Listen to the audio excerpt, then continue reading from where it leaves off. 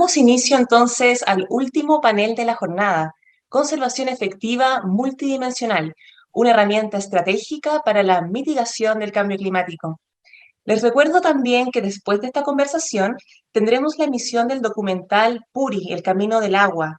Son solo 15 minutos que seguro van a disfrutar conectando con el llamado sistema circulatorio de la Tierra.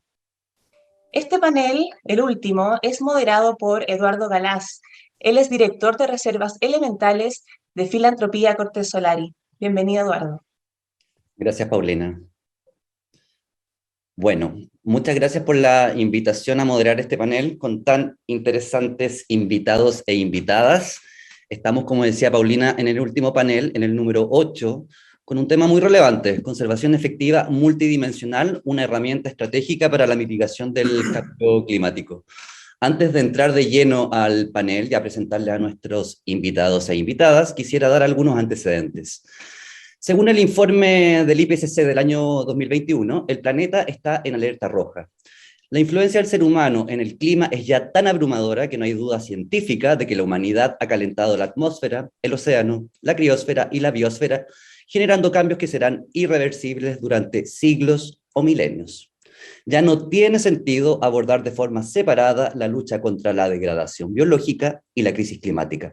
Actuar de manera integral y multidimensional ofrece la oportunidad de maximizar los beneficios y alcanzar los objetivos del desarrollo global. Por lo mismo, la conservación como herramienta de mitigación debe ser multidimensional, activa, creativa y por sobre todo abierta a las comunidades. Este panel precisamente se centra en esa idea: buscar diferentes abordajes en conservación que incluyan las dimensiones ambiental, económica, cultural, educativa y científica desde una perspectiva territorial, ya sea local o regional. El objetivo de este panel será discutir el rol de diferentes esquemas o apuestas sobre cómo hacer conservación para mantener, restaurar y manejar sustentablemente los ecosistemas, garantizando sus servicios ambientales para la mitigación y adaptación al cambio climático. Dicho esto, y en virtud del tiempo, vamos a comenzar de lleno el panel con nuestra primera panelista, Patricia Morales Errázuriz, gerenta general de Filantropía Cortés Solari.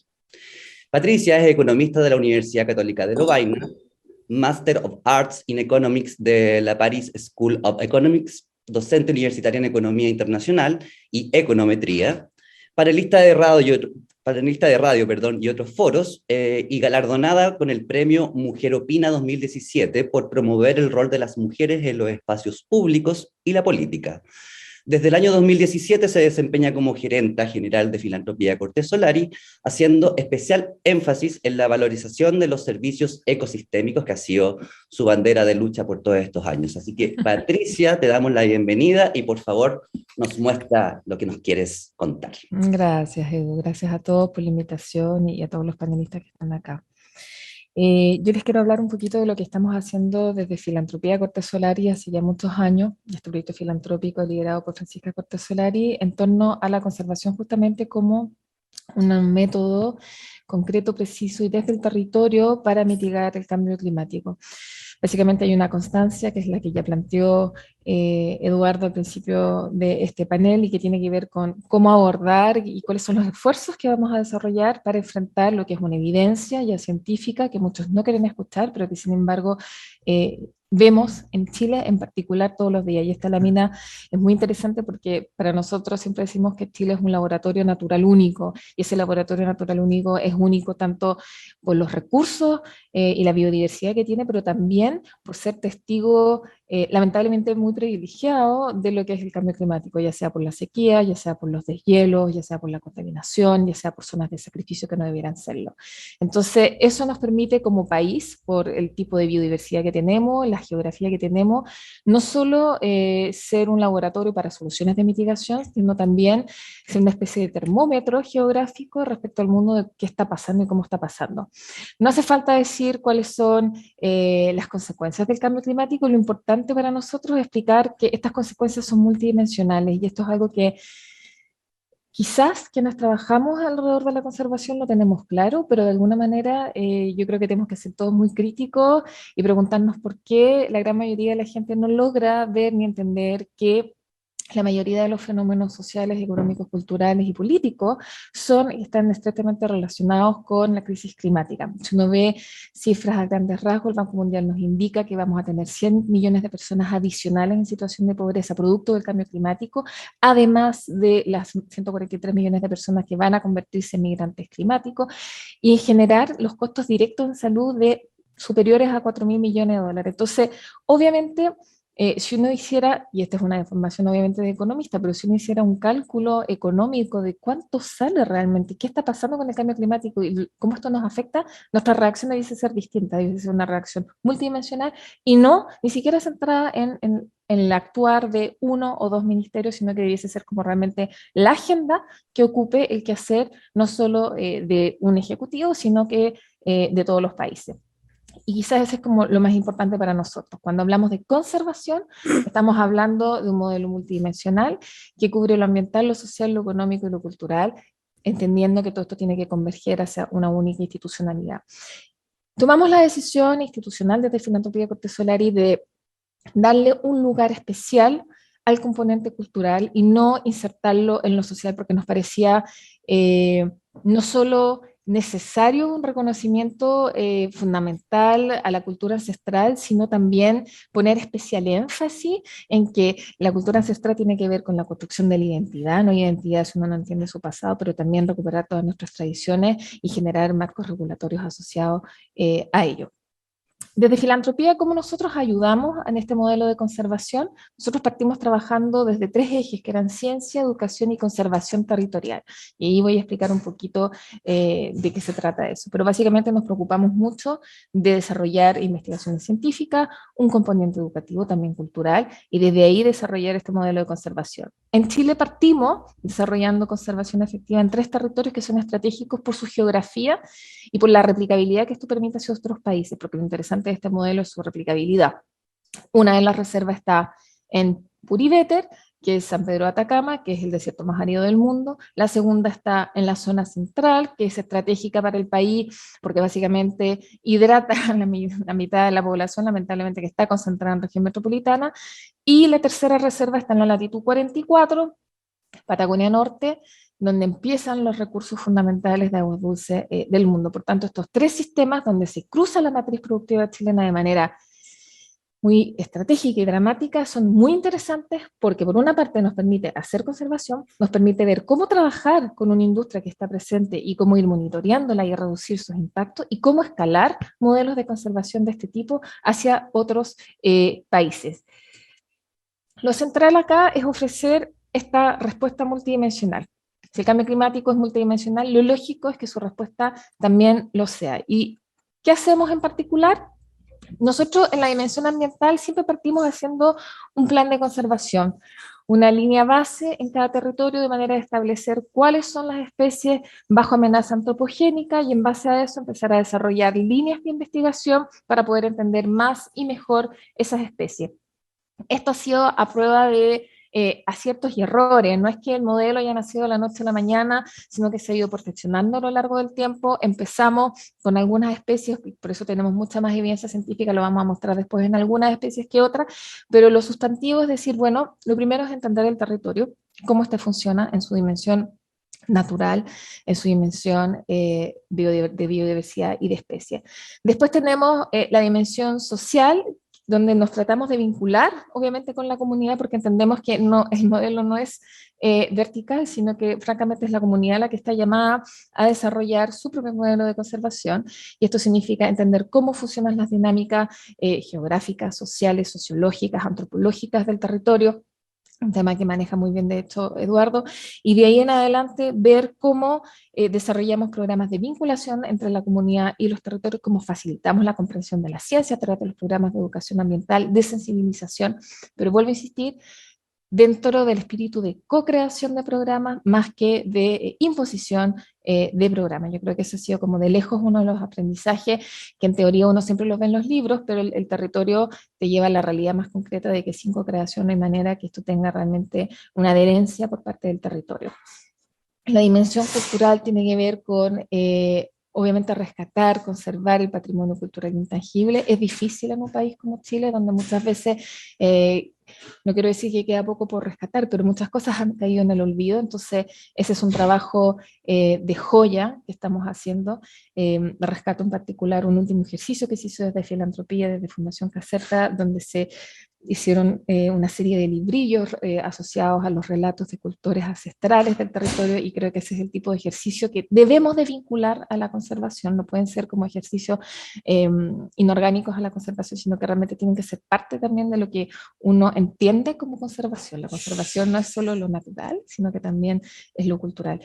Y en la dimensión económica hay dos cosas, como decía Eduardo. Una tiene que ver efectivamente con cómo gestionar el territorio desde una perspectiva de sostenibilidad, un territorio sostenible, con energías renovables, con buen uso de residuos, etcétera.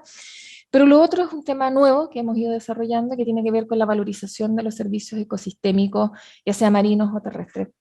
Yo soy una convencida de que mientras que el medio ambiente sea considerado como un costo en la matriz productiva, no vamos a lograr hacer dialogar la economía con el medio ambiente, y no vamos a lograr mover la aguja todo lo que la necesitamos mover considerando los pocos tiempos que tenemos. La economía es una ciencia que busca resolver un problema de escasez. El precio resuelve en rigor un problema de escasez, que tiene que ver con la demanda de cada uno según las atribuciones que le da, la ponderación que le da. Entonces, es fundamental poner precio tanto a los ecosistemas, a los servicios ecosistemas que nos da la naturaleza, para explicar lo mucho que esta vale, pero también ponerle un valor al daño que se le genera a ciertos servicios ecosistémicos producto de ciertas actividades industriales, porque esa es una forma también de tener una reflexión económica que sea muchísimo más racional, realista, y que nos permita llegar a un equilibrio y a un desarrollo sostenible. Les quiero mostrar rápidamente sobre la reserva Puriveter. Nuestro estudio base nos permitió identificar estas 7 especies bajo amenaza. Hemos ido trabajando progresivamente, en particular con los flamencos y con los sistemas hídricos, y también con los cóndores también a partir del Icande. En general son zonas absolutamente de conservación, muy pocos intervenidas, únicamente para ciertas instalaciones educativas y científicas y de viveros. Y acá tenemos fotos muy de pre-COVID, con muchas visitas de niños, etc. En Licandes tenemos estos 5 objetos de conservación, y también estamos trabajando muy fuerte con los cóndores, donde tenemos el primer centro de rehabilitación y de preliberación, perdón, de Chile. Ya llevamos, si no me equivoco, 3 generaciones de cóndores liberados después de haber sido rehabilitados. Luego también hicimos el mismo proyecto en Patagonia, de la mano de Rewilding Foundation. Entonces estamos muy contentos en realidad de poder darle una vida científica a estos territorios, además de con la comunidad trabajar codo a codo. Estos son típicamente los programas de educación que también hacemos con Fundación Caserta. La educación no es solo educación ambiental, sino que se entiende como una educación para la sostenibilidad, donde hay una perspectiva de educación socioemocional integral que acompaña a los visitantes a estos territorios. Y Reserva Menimoyo, que es la que se encuentra en Patagonia Norte, hemos estado trabajando alrededor de básicamente 3 especies bajo amenaza: la ballena azul, el sistema dulcecuícola y ciprés de la Huayteca y sus asociaciones. Ballena azul en general es la especie por la cual más nos conocen, porque es donde empezamos con mayor anterioridad, y hoy día tenemos este proyecto nacional que desarrollamos conjunto con el Ministerio de Medio Ambiente, que se llama Bluebird Initiative. Lo interesante acá es que desde un territorio, por haber hecho una línea base, por haber entendido cuáles eran las dinámicas que afectaban el territorio, empezamos a trabajar una especie que era emblemática, por ejemplo la ballena azul, y sobre esa especie se desarrollan vinculaciones con la comunidad, se empieza a desarrollar evidencia científica para entender cuáles son las amenazas antropogénicas a esta especie, cómo lograr interactuar con el sector público, privado, sociedad civil para conservar el territorio, pero siempre partiendo desde los locales. Y hoy en día, en lo concreto, este proyecto nos tiene ya trabajando a niveles más escalables, a niveles internacionales, para replicar un poco lo que hemos hecho en Chile, pero también para llevar esa discusión más allá de nuestras fronteras. Entonces, eso da muestra de cómo un proyecto de conservación que parte desde lo local, dadas las características geográficas de Chile, dado el modelo de conservación que implementamos, nos permite elevados grados de replicabilidad. Y ahí ustedes pueden ver un poquito cómo es la reserva y sus instalaciones. Eso es lo que quería mostrar. Muchas gracias, me pasé un poquito. Muchas gracias, Patricia. Muy interesante lo que nos comentabas. Aquí aparecen conceptos interesantes, el laboratorio natural, la exploración de este modelo en distintos territorios de Chile, territorios estratégicos, como mencionabas tú, latitud 22, 33, 44, y la importancia de la caracterización y el estudio con base científica, pero también de la puesta en valor a través de estrategias que tienen que ver con la vinculación con el medio y de la educación. Así que nos quedamos con esa idea para seguir indagando con nuestros próximos panelistas. Y ahora le vamos a dar el pase a Gabriel Quijandria, director regional para Sudamérica de la Unión Internacional de la Conservación de la Naturaleza. Gabriel es un experimentado profesional en la gestión ambiental y de los recursos naturales. Con 20 años de experiencia en la región de América Latina, es experto en formulación, implementación y evaluación de políticas ambientales con énfasis en cambio climático, financiamiento del desarrollo sostenible y conservación de la diversidad biológica. Así que, sin más preámbulos, damos la bienvenida a Gabriel para que nos haga su presentación. Muchísimas gracias, Eduardo. En primer lugar, un agradecimiento muy grande a la Fundación MERI por la oportunidad para acompañarlos en este importante intercambio. Tal como lo ha presentado Patricia y como lo comentó Eduardo también en su introducción a este panel, las agendas que anteriormente corrían, digamos, en líneas paralelas, la de conservación de diversidad biológica, la de cambio climático y en alguna medida la de recuperación de la capacidad productiva de los suelos, que está vinculada a los compromisos de la Convención de Desertificación, han empezado a converger. Algo que era absolutamente natural cuando uno iba al campo y la verdad que no hay una diferencia muy grande entre frente a qué problema está uno, si está frente al problema de la pérdida de los ecosistemas, de la reducción de la capacidad de mitigación de gases de efecto invernadero o el aumento de la vulnerabilidad frente a los efectos del cambio climático, pero que cuando uno sube a las escalas nacionales o globales se van separando como las comunidades de conocimiento, ¿no? Pero esta convergencia está generando un fenómeno interesante que tiene que ver con el surgimiento de algunos instrumentos y algunos conceptos como este que voy a poner sobre la mesa en este momento. Y es esta idea o este concepto de las soluciones basadas en la naturaleza, ¿no? Como este elemento integrador de los esfuerzos de conservación, digamos, de conservación de la diversidad biológica, junto con los esfuerzos vinculados a la gestión del cambio climático, la respuesta frente al cambio climático. Entendiendo pues que existe una conexión entre ellos y que hay una posibilidad de, a partir de acciones de conservación, acciones de uso sostenible o acciones de restauración de ecosistemas, se puede generar una serie de beneficios orientados a las personas, porque hay algo que tenemos que recordar siempre, es que la conservación la hacemos para las personas, las hacemos para nosotros mismos, no conservamos para la naturaleza. La naturaleza se ha gestionado y ha logrado superar retos inmensos de extinciones masivas en 5 oportunidades anteriores. El reto principal o el riesgo principal en este momento en que a nivel global también se empieza a discutir sobre eventualmente una 6ª extinción, es que nosotros, que somos el eslabón débil en el relacionamiento entre hombre y naturaleza, podríamos ser víctimas del proceso de reequilibrio que la naturaleza impulse para hacer frente a los efectos del cambio climático o a los efectos de la pérdida de los ecosistemas, ¿no? Esta idea de las soluciones basadas en la naturaleza busca responder a esta situación concreta de la triple crisis planetaria, ¿no? El cambio climático, la pérdida de los ecosistemas y la contaminación y los residuos, ¿no? Vinculados a los procesos productivos, al modelo de desarrollo que hemos impulsado. Entonces, hay un impulso fuerte de este concepto nuevo vinculado a los beneficios que puede tener asociados a recuperación y estabilidad económica, algo absolutamente crítico en este escenario COVID y post-COVID que estamos viviendo, salud y resiliencia vinculado también al tema de este concepto de One Health que ha surgido fuerte como consecuencia de la llegada del COVID, beneficios para el clima y la biodiversidad, y sentar las bases para el cumplimiento de los Objetivos de Desarrollo Sostenible. Y las soluciones basadas en la naturaleza, ¿qué es lo que son? Son estas acciones orientadas a proteger, gestionar sosteniblemente y restaurar ecosistemas naturales, pero en la búsqueda de que estos proporcionen o ayuden a la construcción del bienestar humano y de la biodiversidad, ¿no? O sea, que puedan proveer esta contribución de la naturaleza, digamos. Siempre tiene que haber este componente vinculado al tema de cómo la naturaleza ayuda al cumplimiento o al cierre de las brechas vinculadas a desafíos sociales.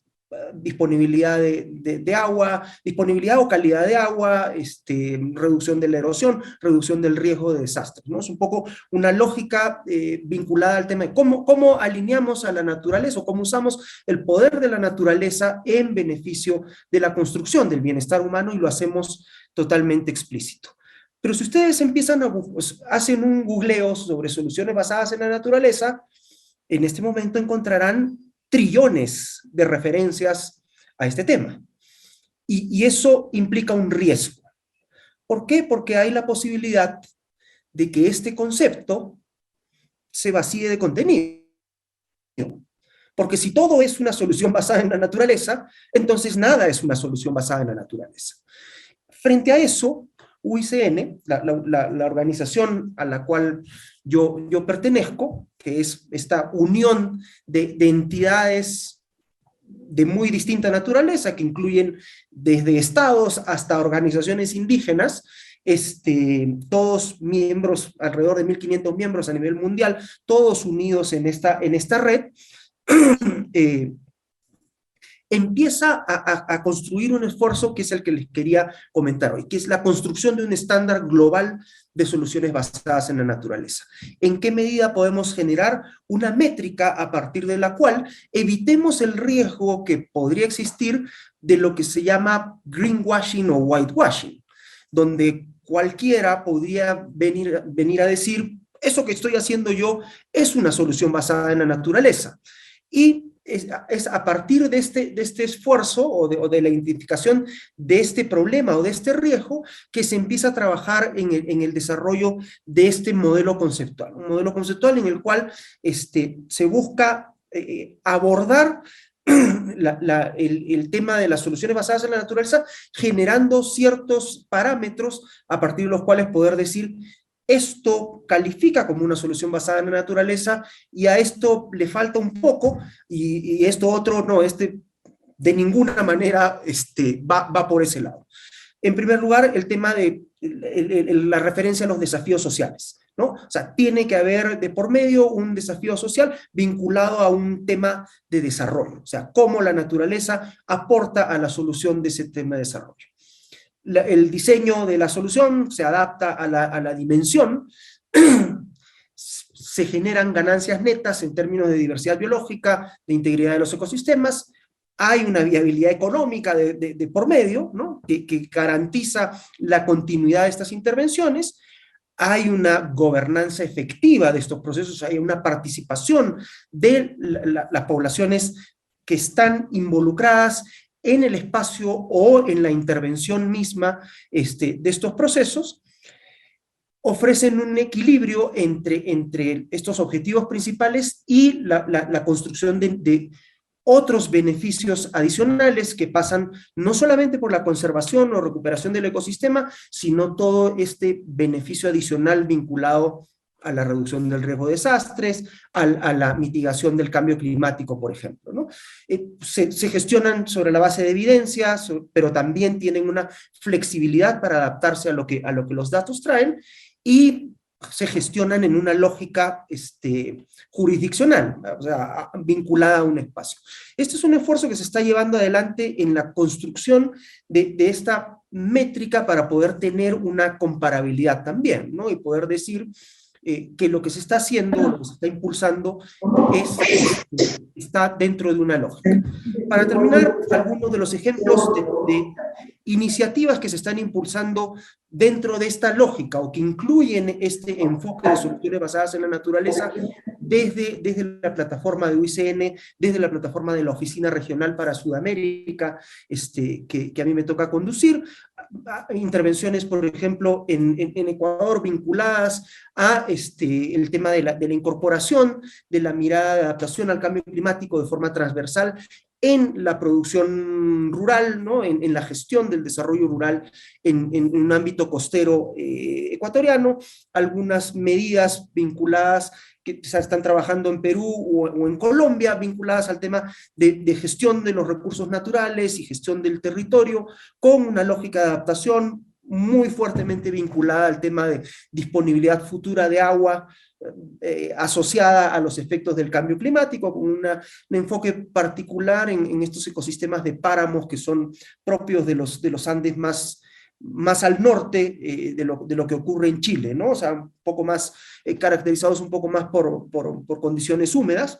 Algunas de las cosas que hemos estado haciendo en Chile anteriormente, todo este tema de capacitación en estos temas de adaptación basada en ecosistemas, y el trabajo que estamos desplegando en este momento. Yo he estado la semana pasada por Chile en todo el tema del impulso de herramientas como la lista verde, que busca reconocer gestión efectiva de áreas protegidas, con la finalidad de reconocer ese avance y también poder generar evidencia dura de los resultados y los efectos que se está teniendo en términos de conservación de diversidad biológica, pero también de otros beneficios. Y algunas otras iniciativas de ámbito más regional.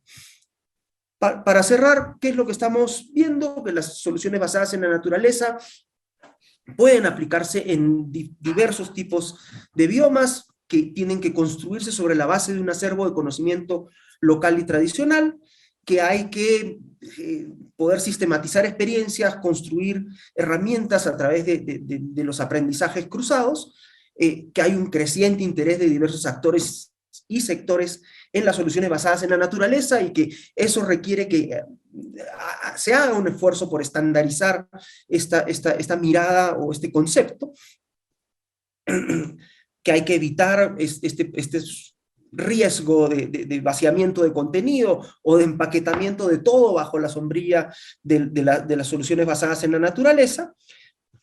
Empezar a construir práctica concreta, ¿no? O sea, salir de la lógica simplemente conceptual de la solución basada en la naturaleza a las experiencias concretas, que hay un potencial de conectar esto a la recuperación post-COVID, esto que se ha llamado la recuperación verde, y que hay la necesidad de ver además cómo esto se puede escalar y se puede alinear a políticas públicas, a políticas corporativas en los países y a nivel global. Muchísimas gracias por el espacio. Disculpen si tomé más tiempo del debido. Gracias.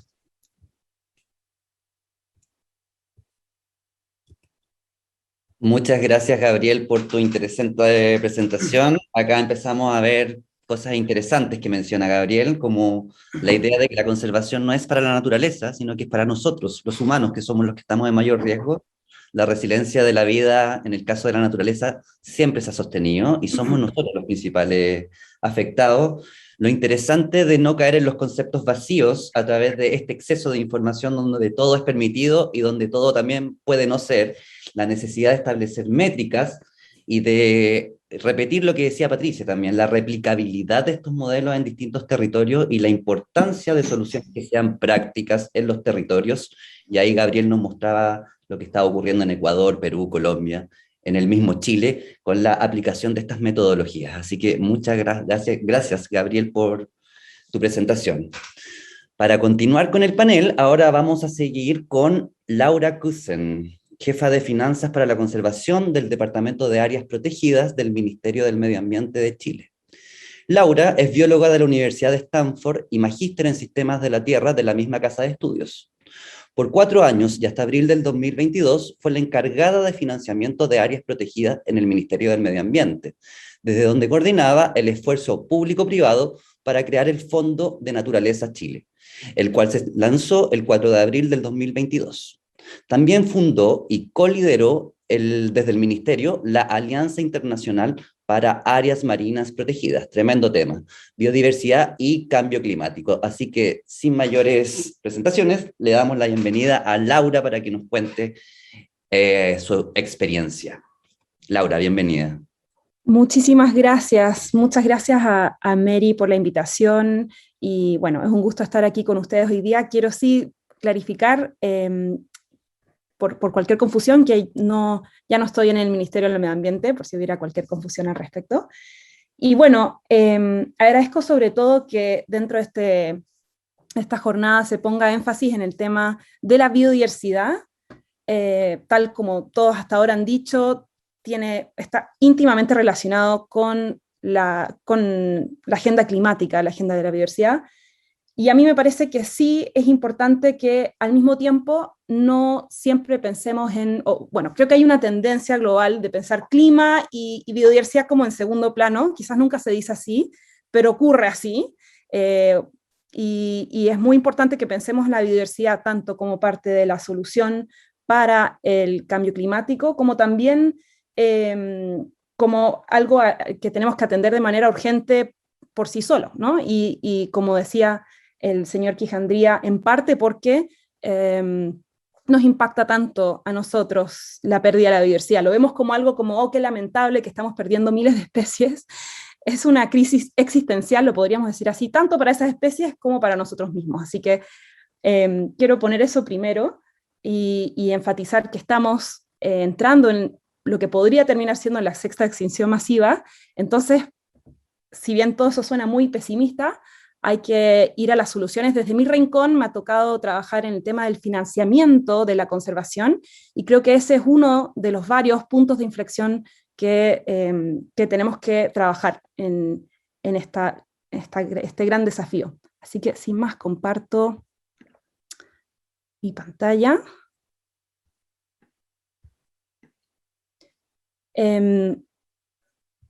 Muchos de los que estarán escuchando esto ya habrán oído hablar de este reporte de Dasgupta, pero creo que es muy útil pensar en esta figura que ellos señalan a la izquierda, ¿no?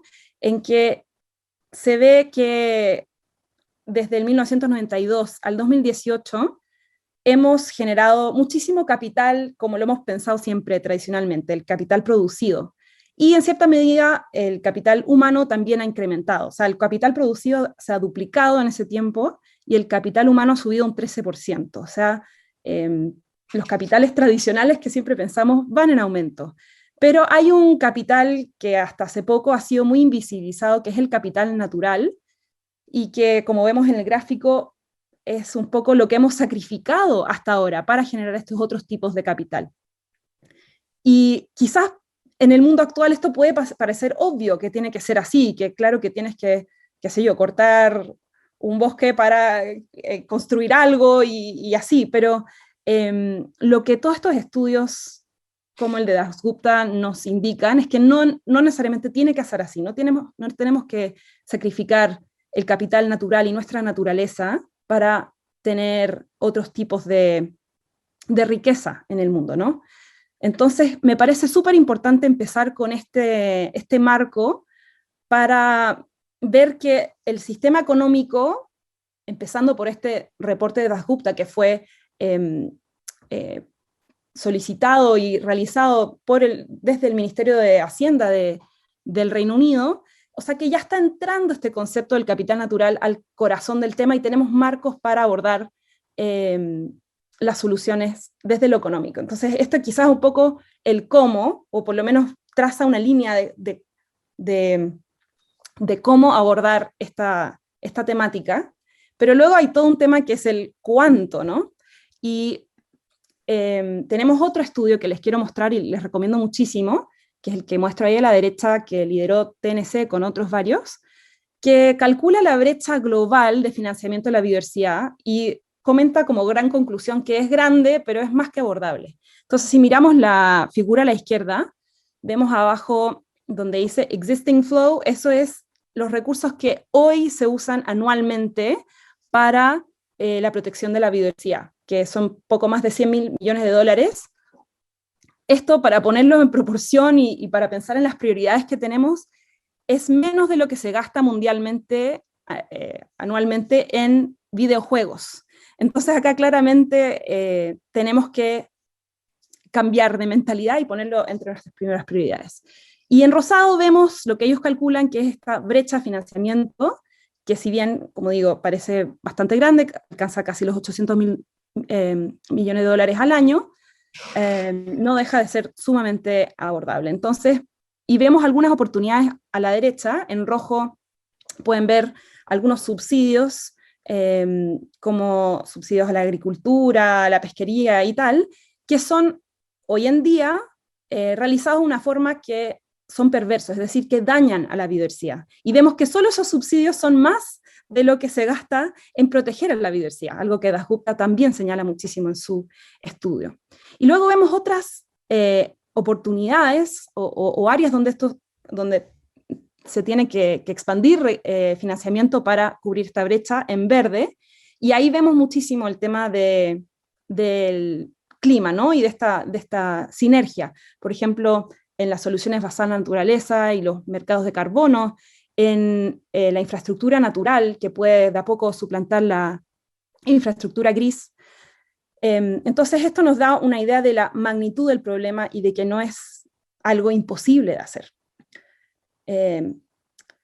Otra forma de pensarlo que aparece en este tercera recomendación de lectura que les paso, este Little Book of Investing in Nature, dice que podría cerrarse esta brecha de financiamiento si solo el 1% del capital nuevo se invirtiera en financiar la conservación.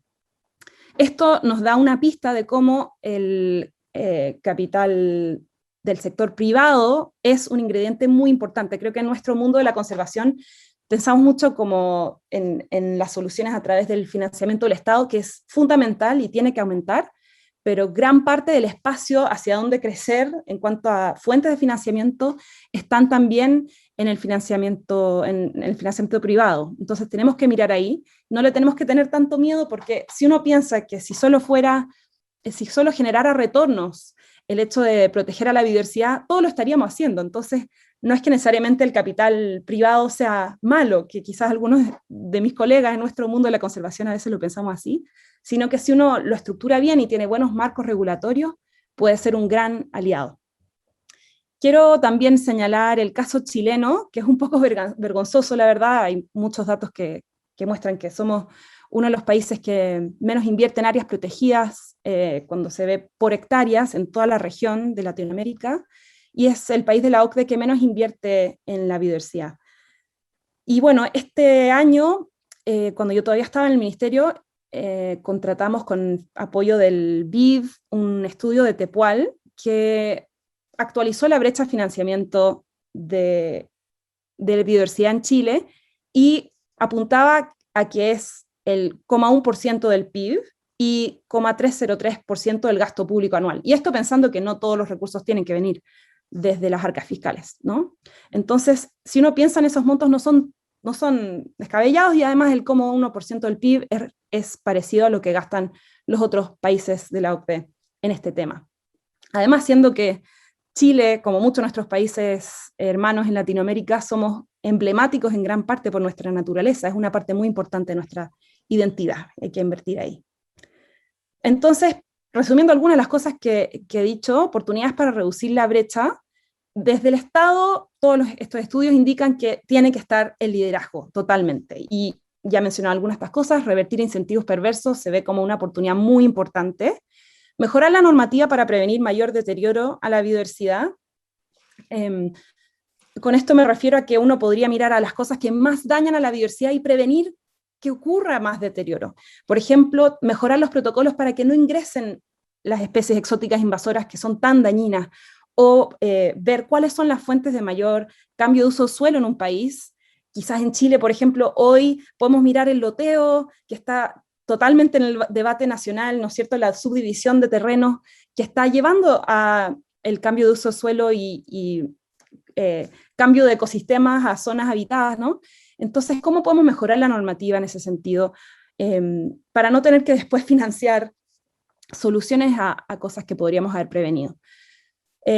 Aumentar el financiamiento público y, esto es muy importante, fortalecer la capacidad para gastarlo. Cuando ahí estábamos en el ministerio, me tocaba como funcionaria pública ver que era muy difícil que los biólogos que estábamos tratando de hacer el trabajo gastáramos los recursos porque no teníamos las capacidades en muchos casos, ¿no? Es como vergonzoso decirlo, pero hay mucho de eso también.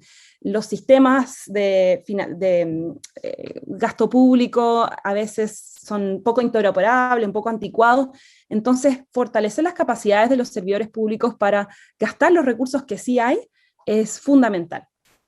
Y bueno, algo que ya dije, adoptar de forma transversal el concepto de capital natural, también lo dijo Patricia, no solo en el Ministerio de Medio Ambiente y de Hacienda, sino que en todos los espacios, y algo muy positivo que está ocurriendo en Chile es que el Banco Central está tomando esto como algo prioritario, colaborando con el Ministerio de Medio Ambiente. De hecho, ayer y hoy también tuvieron una conferencia para tratar de ese tema. Así que ese es el tipo de liderazgo que se necesita desde el Estado.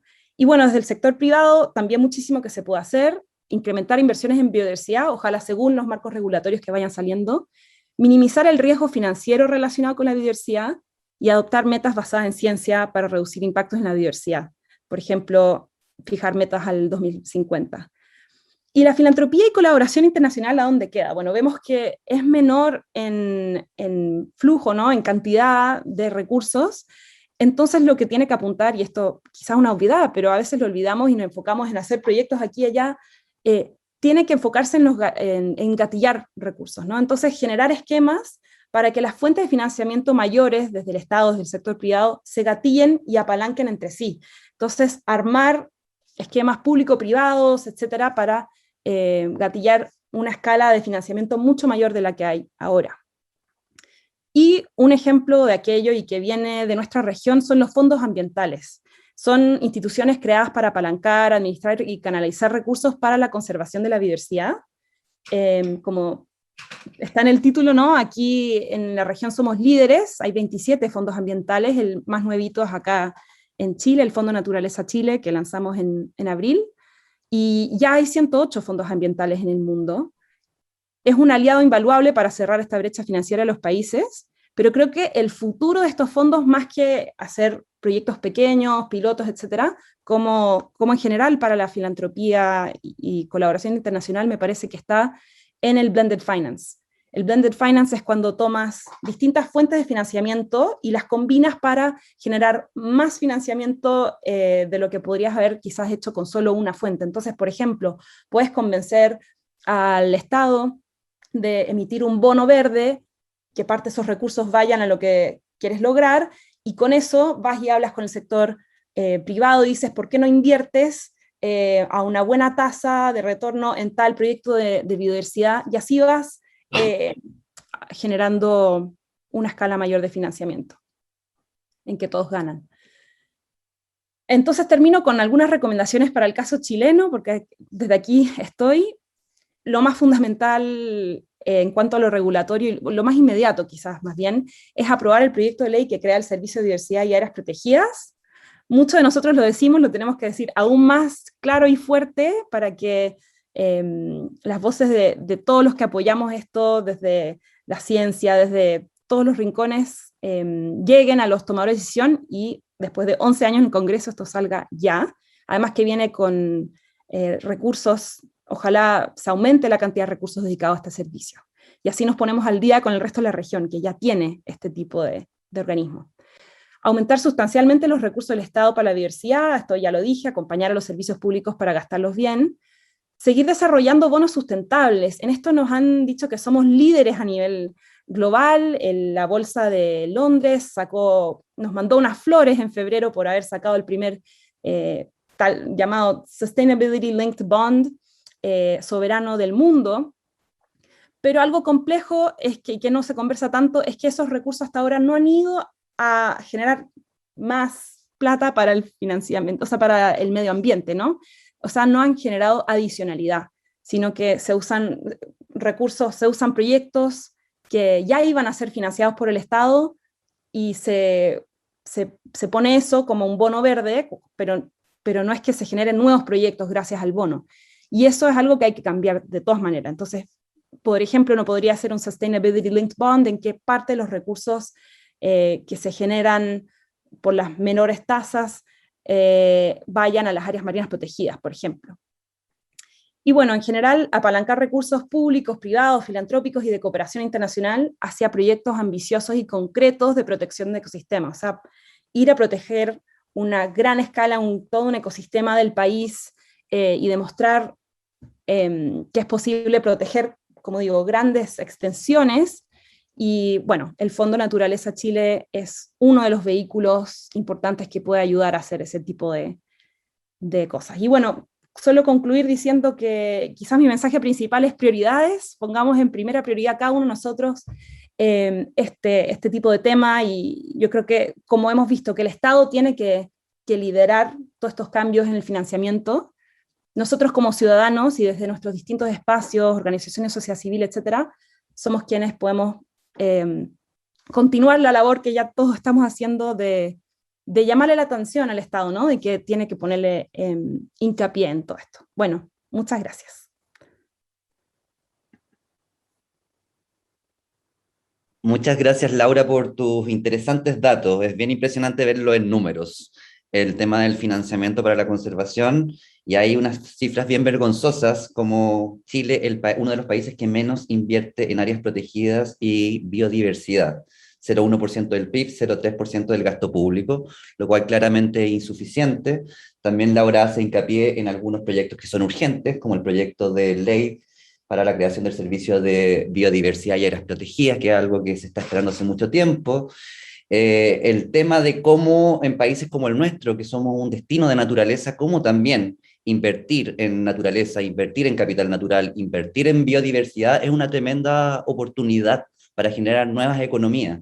Entonces ahí también la invitación a pensar en otros tipos de paradigmas, en otras formas de economía y en otras formas de gestionar todos estos recursos y poder implementarlos, que, como mencionaba Laura, de repente hay muy buenas ideas, pero hay muy poca capacidad de planta o de gestión para implementar estos mecanismos de acción de manera concreta.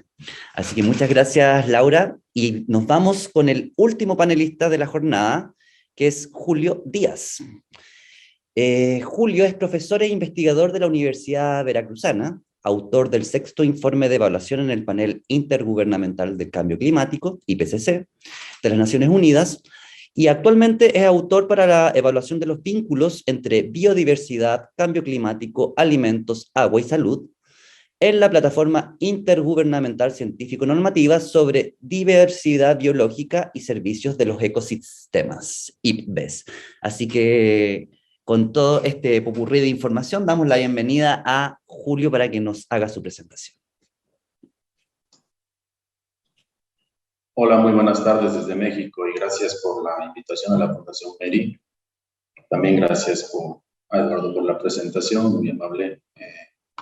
Bueno, pues yo les voy a comentar algo de lo que ya se ha venido platicando aquí en el panel, relacionado obviamente con la necesidad de las soluciones basadas en la naturaleza, precisamente de lo que hablaba un poco Gabriel, y pues también la necesidad del financiamiento de estas acciones, por parte de lo que abordó muy bien Laura.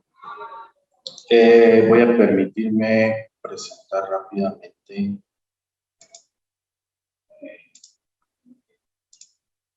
Me avisan, por favor, nada más si pueden ver la presentación, por favor. Se ve perfecto. Gracias. Bueno, cualquier falla, con toda la confianza me avisa. Tenía un compromiso aquí en la universidad, entonces estoy desde aquí, en un pequeño rinconcito. Sí, gracias. Gracias, muy amable. Bueno, adecuando un poco la presentación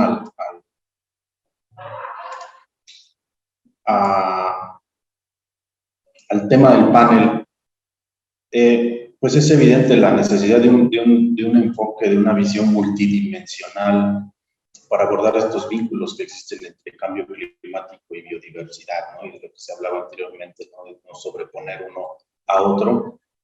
Pues yo les voy a hablar un poco de esta importancia del enfoque enfoque multidimensional, también un poco de lo que abordamos desde el IPCC en el capítulo en el que participé y que está relacionado obviamente con algunas medidas para mitigar el cambio climático, pero que también afectan directamente a la biodiversidad.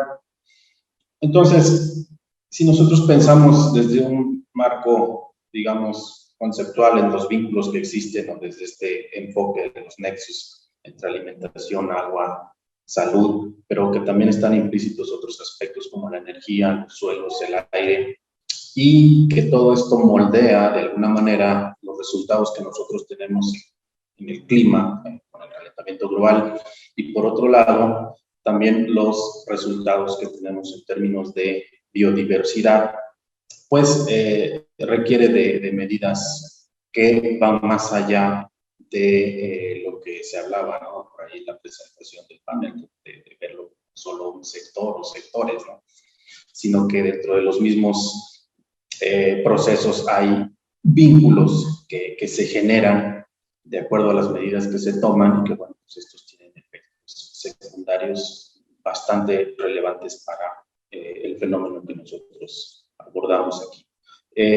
Además de los retos, obviamente, ¿no? De alimentar a más de 1.700 millones de personas a mitad del siglo y que pareciera que está muy lejano, pero no lo está. Estamos a escasos menos de 30 años. Mejorar la nutrición de alrededor también cerca de 800 millones de personas en el mundo requiere de esfuerzos sobrehumanos y mucha coordinación, atender emergencias sanitarias que demandan recursos como el COVID y que de alguna manera distraen un poco de la inversión que pueden hacer tanto los países como los diferentes sectores, el sector privado mismo, en términos de conservación de la biodiversidad y atención del cambio climático, proteger también los recursos naturales, la extinción de especies, etcétera, todos estos fenómenos que se combinan para hacer más complejo el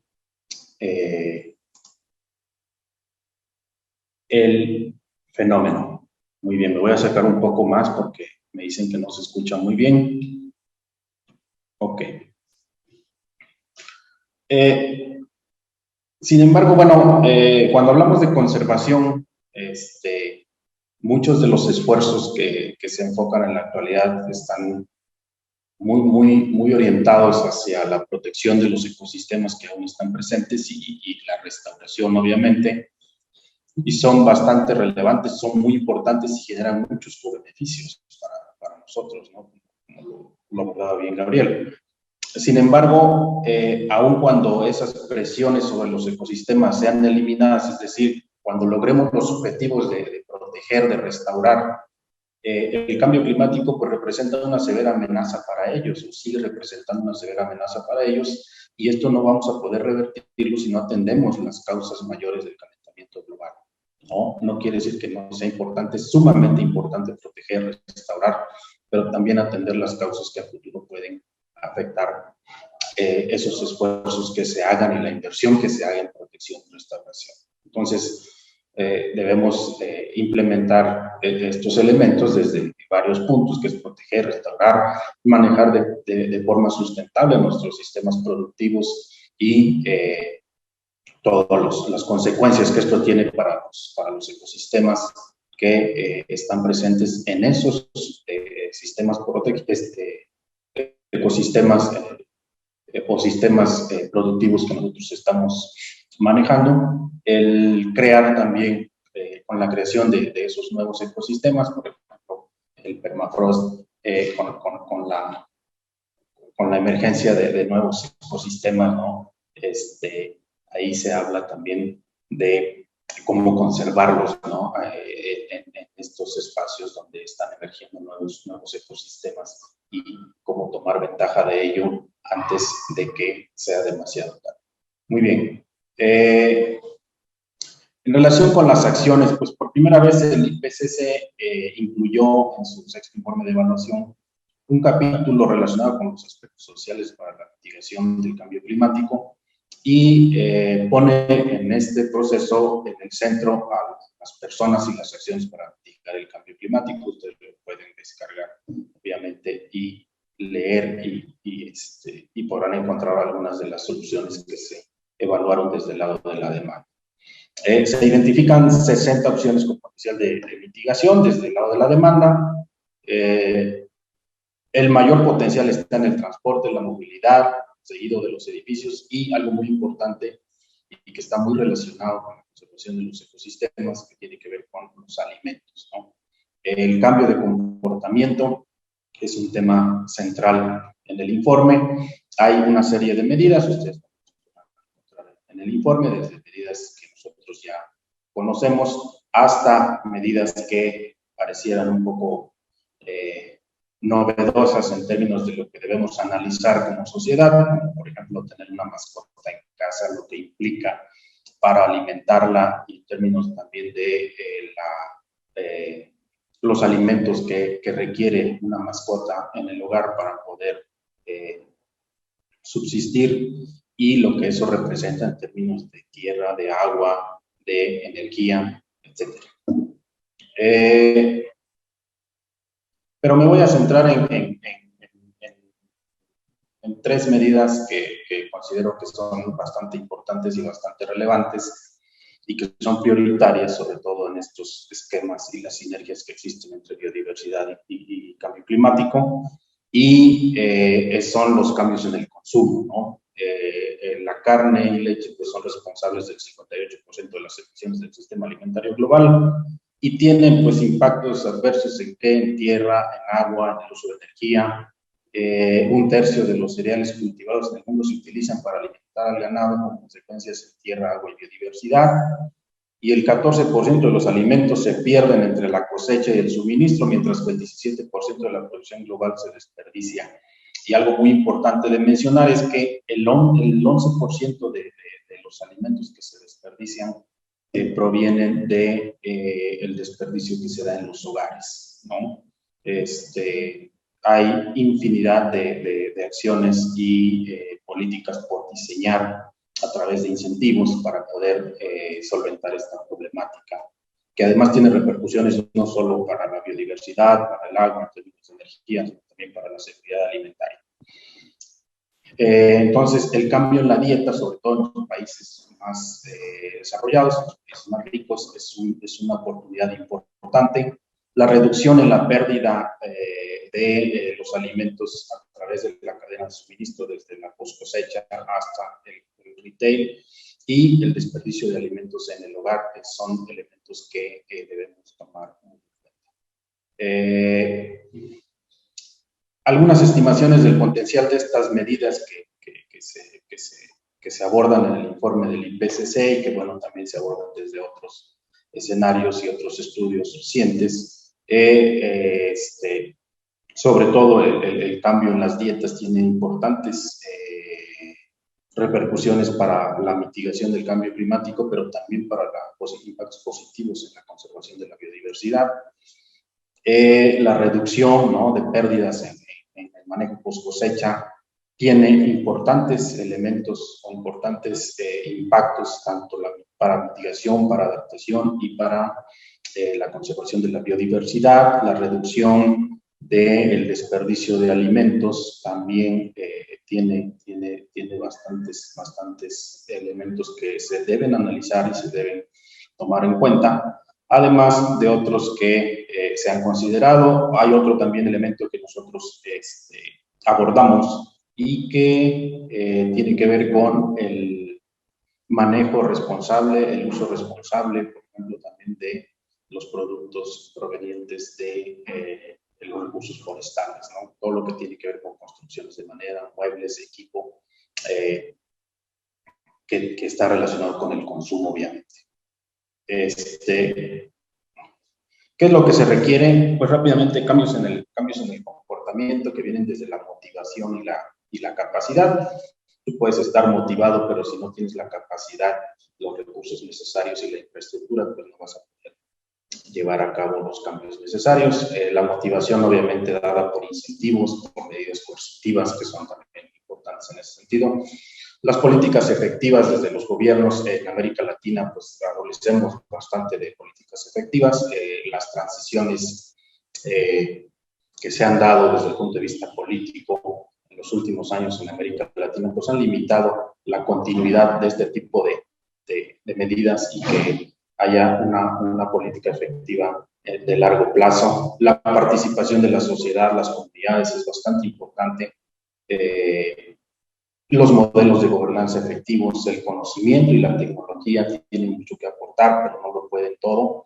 Y el financiamiento suficiente, que también es importante para implementar todas estas acciones. Pues esa es mi aportación.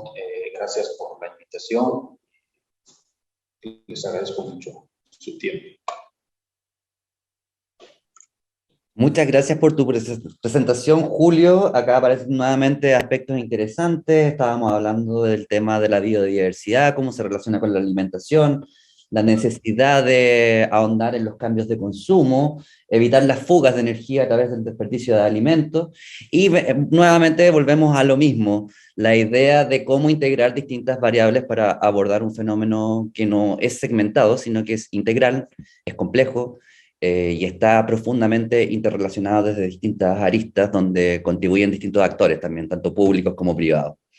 Y desde ahí, ya que terminaron todos de exponer, quisiera preguntarles a quién se atreva a responder. Perdón, Javier nos señala que todos los panelistas deben encender la cámara por un tema técnico. Ahora sí estamos todos. Laura, Gabriel, Luis, Patricia. Y la pregunta que les quería hacer, porque se repiten algunos conceptos en cada una de las presentaciones, como la necesidad de replicar estos modelos, el capital natural, soluciones basadas en la naturaleza, etcétera. Cómo todo este exceso de información muy rica y valiosa que existe se lleva a la práctica, cuáles son los principales impedimentos que impiden que lleguemos a grandes pactos o consensos para empezar a implementar esta información. ¿Cómo lo ven ustedes desde sus distintos campos de acción?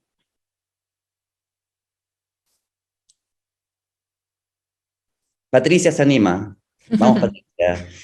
Creo que hay varias maneras de responder a tu pregunta. Y como que quiero plantear dos principios de respuestas a ver qué opinan también los demás panelistas. Hay una manera, ayer de hecho a propósito de otro panel sobre servicios ecosistémicos hablábamos de que hay dos como doctrinas, una que es la regulación y otra el mercado.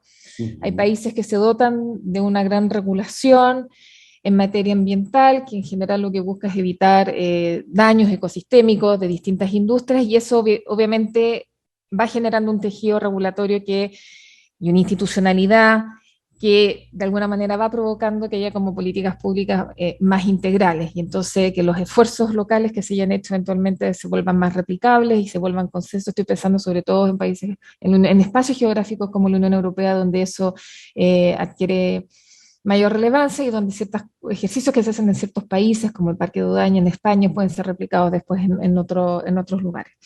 Pero luego hay otros ecosistemas geopolíticos donde la regulación es muy precaria porque no es parte simplemente de la cultura. Nosotros somos parte también de esa tradición en Chile, donde históricamente ha habido una regulación muy débil en materia ambiental, curiosamente. Entonces, ahí hay otra pregunta, y es: ¿qué hace el mercado para incentivar acciones de promoción de conservación? Y ahí es donde yo sostengo, y no yo, sino que nosotros como desde Filantropía, pero somos muchos en definitiva, y también creo que Laura adhiere un poco a eso con todo el esfuerzo que ella hizo desde el Ministerio de Medio Ambiente. ¿Cómo logramos entonces que la conservación sea, yo digo, rentable en el sentido de que sea financiable, y cómo el mercado se articula en torno a eso? Y ahí hay varios ejemplos que están rondando. Sabemos que hay una demanda cada vez mayor para portafolios que sean realmente sostenibles y que constituyan acciones concretas de mitigación al cambio climático. También sabemos que hay un rol que se le asigna a la filantropía ambiental, pero eso también tiene límites, porque la filantropía, no hay nada más caro que conservar, sobre todo cuando estamos hablando de acciones que requieren de investigación científica. Entonces, lo lógico es que el mercado sea parte de la conservación y no sea algo completamente inorgánico. Entonces, así como respuesta a priori, creo que hay como dos caminos que tienen que confluir. Uno que tiene que ver con el de la regulación, pero no una regulación extrema, porque todos sabemos que la ley mata a la ley en algún punto, entonces, pero sí de ciertos consensos básicos sobre qué es lo que tenemos que procurar promover. Hay regulaciones que son positivas, es decir, cómo desarrollamos soluciones basadas en la naturaleza, un poco siguiendo lo que comentaba Gabriel, pero también soluciones artificiales para la mitigación del cambio climático, que es otro tipo de solución y que existe. Hay proyectos europeos que hemos nosotros analizado desde Filantropía como CarbFix, donde en este minuto es una tecnología no natural, pero que lo que hace es captura el carbón, lo mezcla con agua y lo pone en roca basáltica para mitigar, y eso está funcionando súper bien. Entonces tenemos ese tipo de regulación. Y por otra parte, el mercado. ¿Cómo logramos que el mercado entre a la conservación y de alguna manera surjan cada vez más inversiones en tecnologías de mitigación, sobre todo en aquellos países donde hoy día no es una obligación mitigar, hoy día no es una obligación monitorear, pero aún así existe un mercado interesado. Y yo creo que está pensando siempre en los dos ritmos, porque uno puede también de repente estar persiguiendo normativas, institucionalidad, y eso puede ser de repente mucho más lento que el mercado. Yo creo que para cómo están las cosas, tenemos que ser capaces de desarrollar multisoluciones. Perfecto, Patricia, muchas gracias. ¿Alguien más quisiera aportar en la misma área? ¿Alguna idea? ¿Comentario? Gabriel, por favor. Debes activar el micrófono. Ahora sí. Sí, totalmente de acuerdo con lo que señala Patricia, y un poco rescatando también lo que Laura expuso al inicio de su comentario. Tiene que ver con cómo resolver el problema del desacople con la naturaleza, que hemos venido construyendo civilizatoriamente, digamos, desde el inicio de la Revolución Industrial, si es que no antes, ¿no?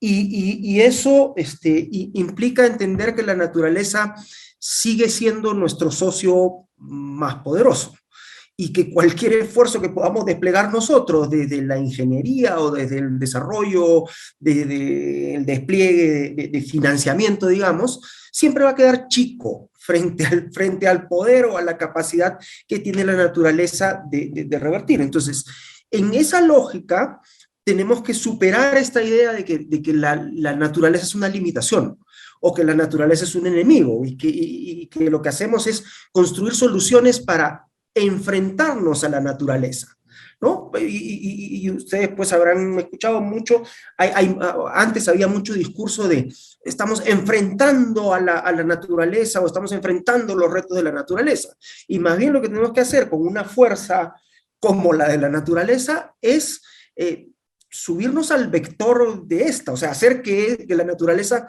trabaje con nosotros, o trabaje para nosotros, y lograr que sea nuestro socio, porque o sea, si vamos en contra de ella, nos va a ir muy mal, o bueno, ya lo hemos visto, o sea, claramente el COVID-19 es una demostración de eso, ¿no? Y un poco lo que señalaba yo acerca de para quién hacemos conservación. ¿La naturaleza se ha enterado que hubo COVID? No, porque, o sea, ¿qué es lo que ha disturbado el COVID? Las construcciones humanas, la economía, el relacionamiento, o sea, las reglas de trabajo, incluso el relacionamiento interpersonal. Eso es lo que se ha puesto en cuestión a partir de un fenómeno zoonótico generado por, digamos, ¿no?, la degradación de los ecosistemas. Pero a la naturaleza, a los parques, o a los ecosistemas naturales, ellos ni se enteraron que hay el COVID, ¿no? O sea, entonces, ¿dónde es que construimos esto? Y para redondear, sin duda yo coincido plenamente con Patricia en esta necesidad. O sea, hay que impulsar, digamos, los dos lados de la pinza, ¿no? Por un lado, toda esta mirada sobre bienes públicos, que tiene que tener política pública detrás y financiamiento público, en una lógica de cambiar completamente la mirada respecto de qué cosa es un bien público, ¿no? Reconocemos, por ejemplo, nadie cuestiona inversiones en educación o en seguridad pública, digamos, pero todavía se cuestionan inversiones en conservación o en temas ambientales. Bueno, eso es tan importante como bien público como la seguridad ciudadana o como la educación o como la salud. Y lo otro es cómo generamos las condiciones para que la capacidad de innovación, la flexibilidad, la creatividad del sector privado se pueda desplegar a favor también de la conservación, porque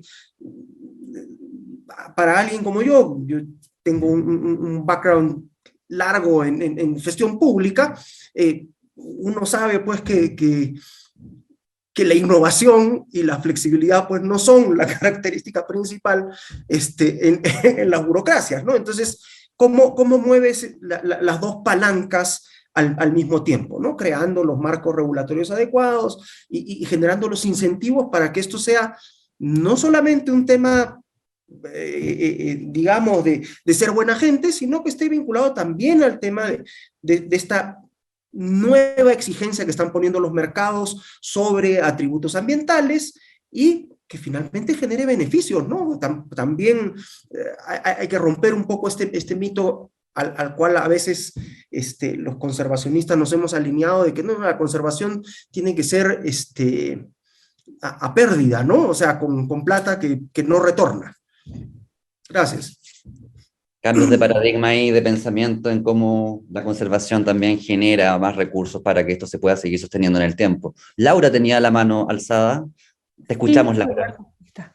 gracias. Sí, también estoy súper de acuerdo con esta visión doble que comentaban Patricia y Gabriel. Y igual, a pesar de que sea el actor lento, es el que todos los estudios que me ha tocado leer enfatizan, ¿no? El Estado es uno fundamental. Entonces voy a tratar de proponer algunas cosas que se pueden hacer para motivar a que ese actor lento pero fundamental sí se pueda mover más rápido. Y desde un poco desde lo que yo he visto, tanto desde dentro del Estado como también como ciudadana común, me tocó ver mucho en el ministerio, cuando estaba en el Ministerio de Medio Ambiente, que uno de los actores clave para llegar al Estado y para motivarlo a hacer cambios y cambio de paradigma, digamos, en este tema, son los prestamistas. El Ministerio de Hacienda, que emitió estos bonos de Sustainability Linked Bonds, que se llaman, que es un tipo nuevo, distinto al bono verde, pero más o menos similar, nos contaba que en parte iban motivados a trabajar en temas de biodiversidad, que no han empezado a hacer todavía, pero que les interesaba, porque a los prestamistas, que eran bancos europeos, les interesaba ese tema. Entonces, ese tipo de actor tiene poder en esa situación, ¿no? Y puede hablar con los mayores actores del Estado, como el Ministerio de Hacienda, para motivarlo a ver esto como prioridad.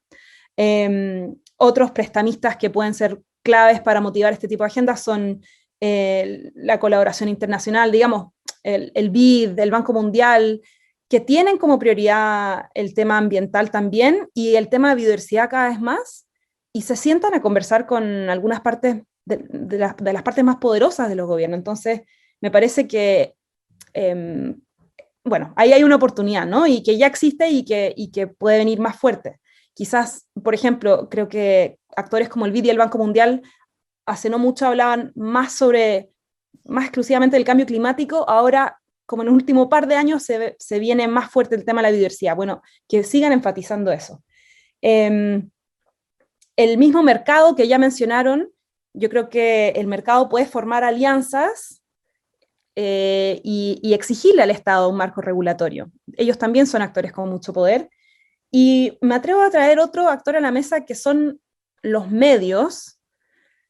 Siempre me acuerdo del contraste entre las COP de clima, como en Chile la COP25, que fuimos presidentes, fue como, wow, estaba en todos los lugares, pero también la COP26 de Gran Bretaña el año pasado, estaba en la portada del New York Times, de todos los medios del mundo, digamos, por días, y todos los ciudadanos, por tanto, sabían lo que era, ¿no? Pero las COP de biodiversidad, que son estas cumbres muy similares, pero en materia de biodiversidad, yo creo que la ciudadanía no tiene idea que se viene atrasando hace 2 años la mayor cumbre de biodiversidad de los últimos 10 años, ¿no? Que es la cumbre de Kunming. Yo creo que la población no tiene idea. Entonces, cómo podemos trabajar con los medios, como personas que sí conocemos estas problemáticas, para que lo vayan relevando, porque creo que es un tema que sí le interesa mucho a la ciudadanía, pero que no se le ha informado necesariamente. Y yo creo que los medios es una oportunidad para llegar a la ciudadanía y genera mucha presión sobre estos distintos actores en las esferas mayores del poder. Eso me atrevo a proponer. Sí, muy interesante lo que mencionas tú, Laura, y a partir de lo mismo que hablabas de conceptos como biodiversidad, crisis climática, que de repente al común de la población le parecen lejanos, ¿cómo ustedes sienten que se pueden acercar a la comunidad y que sean un tema importante y una prioridad también, como mencionaba Gabriel, en las políticas públicas? Hablamos siempre de educación, salud, y como que biodiversidad es un tema totalmente secundario, lo mismo que con las artes, con la cultura. Entonces, ¿cómo se posicionan a través de estrategias de vinculación y de acercamiento de estos temas que son cruciales en el momento que estamos viviendo como humanidad y se instalan en la agenda? ¿Cómo lo ven ustedes desde sus lugares de trabajo en América Latina también?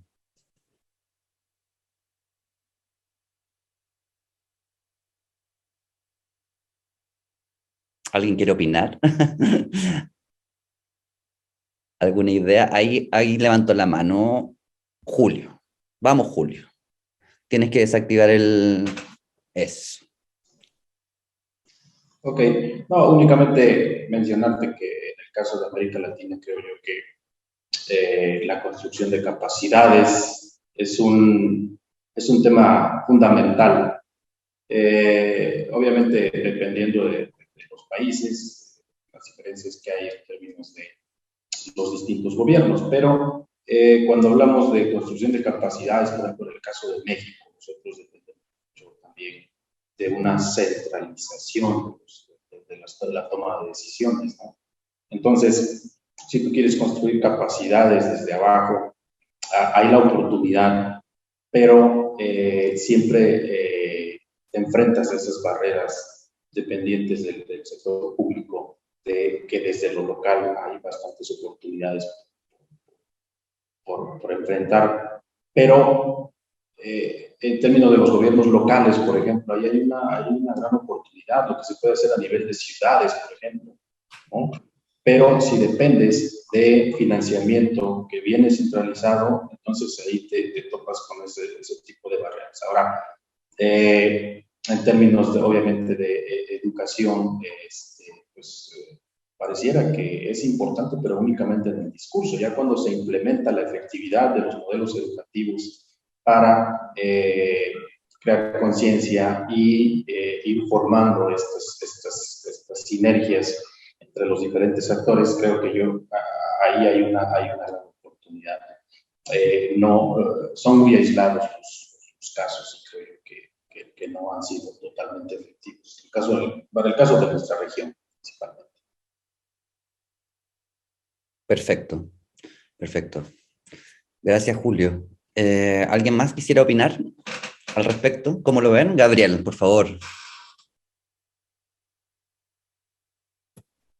Adicional a lo que señala Julio, o sea, creo que a nivel de, o sea, ¿cómo mueves este tema a nivel de opinión pública en general, ¿no? O sea, adicionalmente a este tema de lo que se llama como mainstreaming, ¿no? O sea, o transversalización de la mirada de naturaleza o de biodiversidad en los procesos de planificación o de toma de decisiones, creo que, o sea, a nivel de la opinión pública hay que construir una narrativa que conecte el tema de la naturaleza o el tema de la diversidad biológica con la vivencia cotidiana, porque un poco lo que se ve normalmente en los procesos de cambio social es que el acercamiento a un tema es inicialmente racional, ¿no? Me acerco, lo entiendo, me preocupo, pero el cambio real viene marcado por la emocionalidad. Entonces, cuando me toca a mí, personalmente, cuando tiene que ver con mi vida diaria, es que yo estoy dispuesto a cambiar la tendencia, ¿no? Y a tomar decisiones que van en una dirección, digamos, contraria a lo que está ocurriendo, digamos, en una dirección más positiva que el momento actual. Entonces, creo que ahí está el tema, o sea, ¿cómo construyes esta conexión que no es sencilla? Porque recordemos, pues, en el caso de América Latina, 84% ya de la población viviendo en ciudades, la conexión con la naturaleza, pues, tanto física como mental, se hace compleja, ¿no? Se hace muy, muy complicada en términos de, bueno, ¿cómo vivo yo o sea, cómo construyo yo una vivencia de conexión con la naturaleza en espacios o en un contexto tan urbanizado, digamos, y tan separado en alguna medida de la naturaleza como el actual, ¿no? Pero creo yo que hay tendencias actuales muy, muy interesantes que están vinculadas pues a los procesos como la hipercomunicación que tenemos en este momento, ¿no?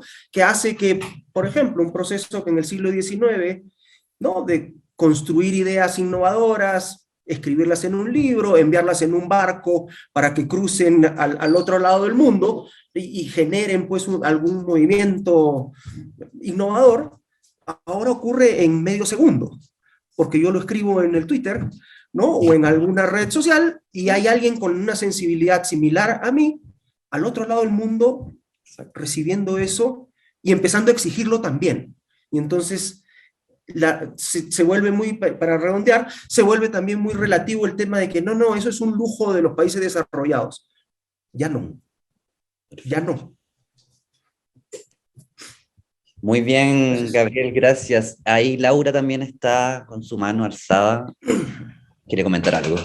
Sí, gracias. Estoy muy de acuerdo con Gabriel sobre lo de la narrativa que tenemos que construir. Yo creo que hay tierra muy fértil, obviamente que depende del país, pero hemos visto que en Chile la ciudadanía está muy interesada en el tema de la biodiversidad, pero quizás está poco informada. Entonces, cuando sí está informada, logra impulsar cambios, exigir cambios muy importantes.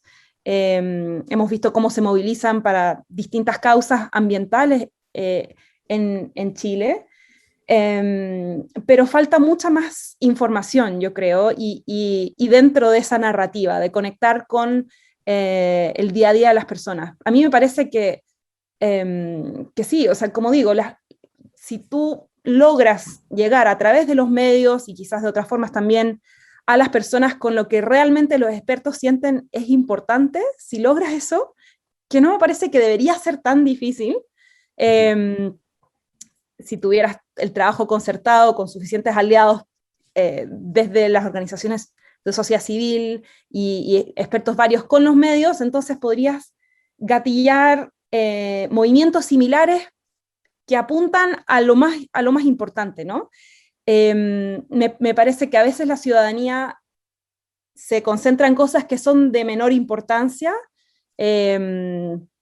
Ocurre, digamos, que no es lo peor, digamos, pero qué sé yo, por ejemplo, querer proteger a toda costa todos los individuos, todos los animales, a mí me parece súper noble como impulso, pero quizás digo algo que no decimos tan así la gente en conservación a veces, pero también eso a veces, esa tendencia como de proteger cada individuo animal al máximo, quita la atención de proteger a las especies nativas por sobre las especies exóticas invasoras, ¿no? Entonces, como reequilibrar un poco y llegar a la ciudadanía con toda la información de, sí, podemos, digamos, respetar los derechos de los animales y al mismo tiempo asegurar que las especies nativas sobrevivan, ¿no es cierto? Y poner esas cosas en perspectiva. Quizás tengo un mejor ejemplo con algo que tiene menos que ver con la ciudadanía, pero sí con los gobiernos.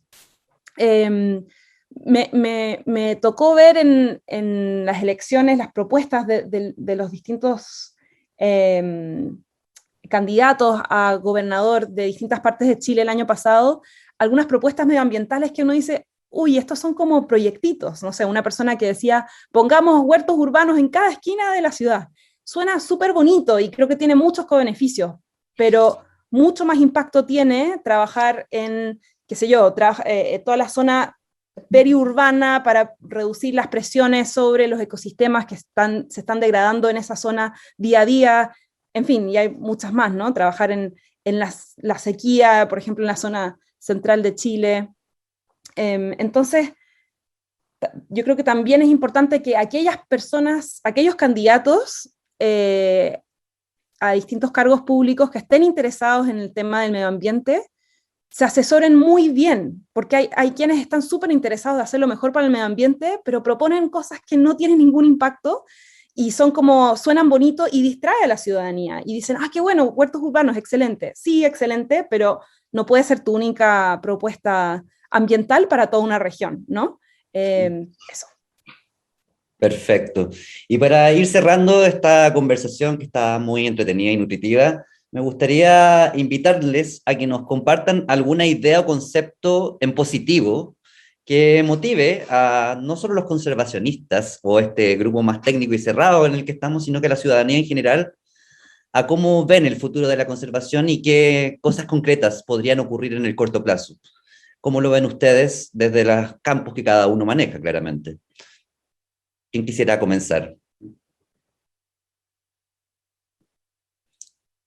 Sobre todo que estamos en el panel 8, que es el último, me dicen, y tenemos tiempo como para mandar algún mensaje a quienes nos están viendo en este nuevo Pangea Latinoamérica Unidos por el Cambio Climático. ¿Qué acción concreta o qué idea o qué sentimiento les queda a ustedes que les gustaría que ocurriese ahora, en la urgencia en la que estamos?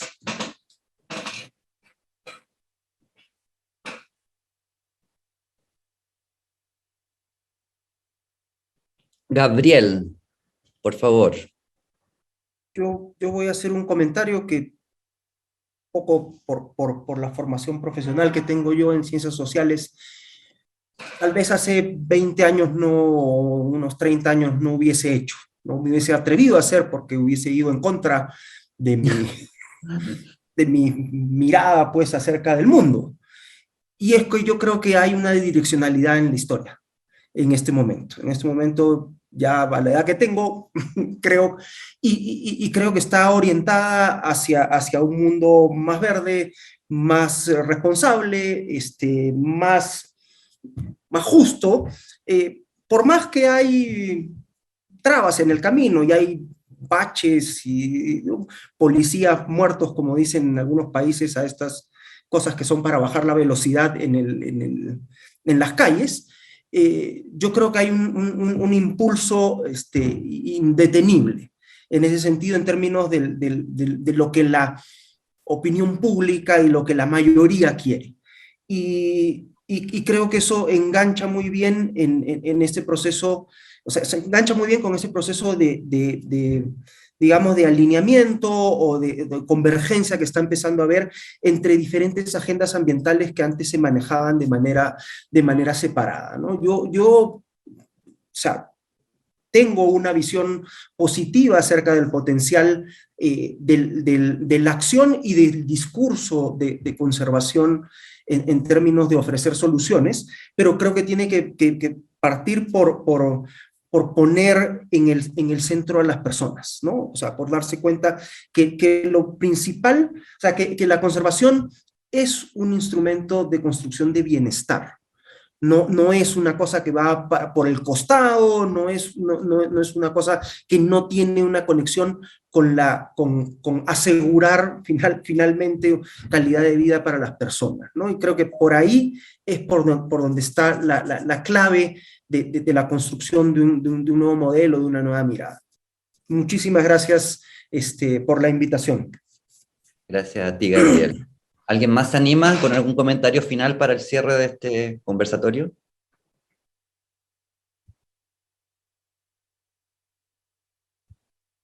Parece que estamos. Laura, por favor.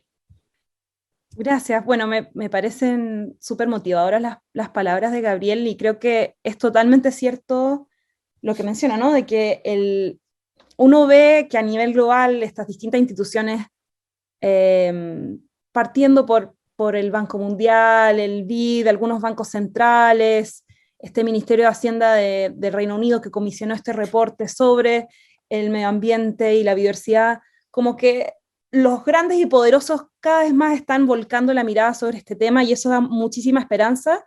Creo que seguimos poquito atrás, pero en pasos similares a los que recorrió hace no mucho el cambio climático, que también evidentemente no está ni cerca de solucionado, pero por lo menos está clarísimo en la agenda global y en la mente de la gente, y ahí hay otros temas como los lobbies en contra, etcétera, pero está posicionado, y la biodiversidad está recorriendo un camino que ya se conoce bien, se están replicando esos modelos del cambio climático y cómo posicionarlo para la biodiversidad, y lo que hay que hacer es seguir acelerándolo. Yo creo que para la ciudadanía lo ideal es informarse lo más posible de estas cosas. Si tienen amigos que conocen del tema, pregúntenles, lean las cosas que se recomiendan en estos distintos paneles, para estar muy informados de cuáles son las prioridades, por dónde empezar, no distraernos con cosas pequeñas, de qué sé yo, lo que se puede hacer en un lugar súper acotado. Eso sí tiene su valor, no quiero decir que no,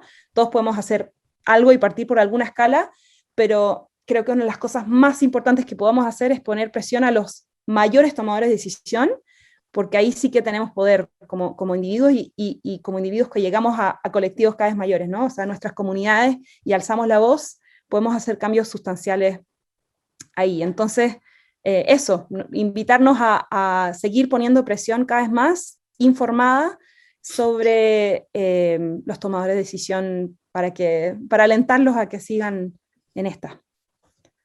Perfecto, Laura, muchas gracias. ¿Alguien más quisiera hablar? No veo a Patricia, se me perdió Patricia de la pantalla, pero es motivador escucharlos decir que hay esperanza. Ahí está, perdón, ¿quién quiere hablar? Julio, te escuchamos, Julio. Ok, gracias. Pues únicamente coincido en gran parte con lo que han dicho. Creo yo que la solución es que como sociedad debemos repensar lo que significa bienestar, ¿no? Ahí está la clave, en repensar el bienestar desde la perspectiva de que no podemos seguir consumiendo como lo estamos haciendo hasta el momento. No podemos pensar en un estilo de vida y de crecimiento tal como lo veníamos pensando en las últimas décadas, tanto los gobiernos, pero principalmente el poder que tiene la sociedad para tomar las decisiones y exigir a sus gobiernos esa transformación necesaria. Lo estamos viendo en Australia y lo estamos viendo en estas transiciones que se han dado gubernamentales en otros países, donde la agenda ambiental toma fuerza y la sociedad está consciente de ello y está exigiendo cada vez más a sus gobiernos acciones concretas y que se implementen dentro de sus agendas gubernamentales para poder tomar acciones y mejores resultados. Y creo yo que eso es importante. Estamos en un mundo que se ha transformado radicalmente en la última década prácticamente, y que vemos ahora el poder de la sociedad, el poder de las redes sociales para tomar las decisiones, y que mejor que pues, se haga pensando en que el paradigma de bienestar pues, debe cambiar, y ha cambiado, y no podemos continuar tal como lo venimos haciendo hasta el momento. Gracias, ese sería mi comentario. Muchas gracias, Julio.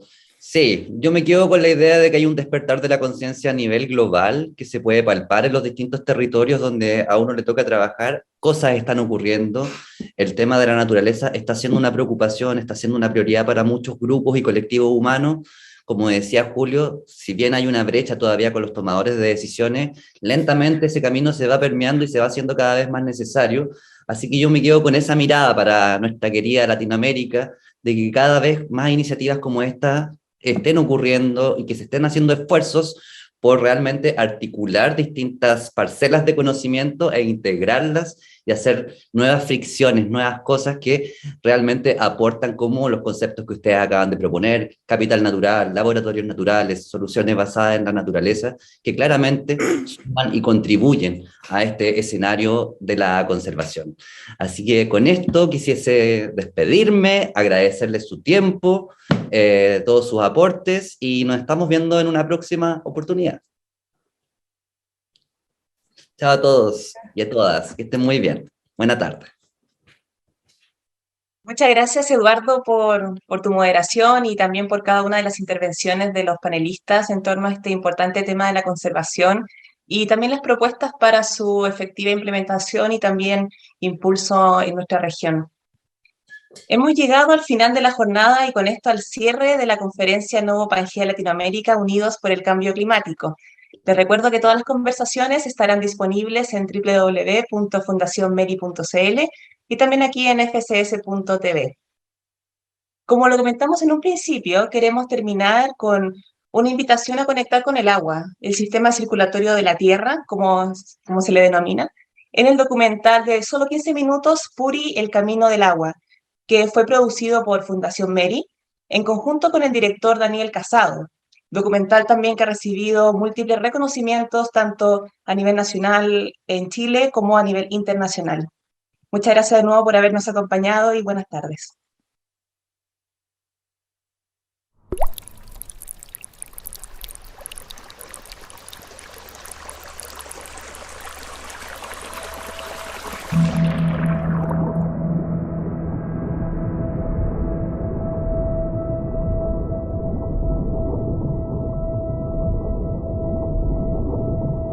El agua es la base de la vida.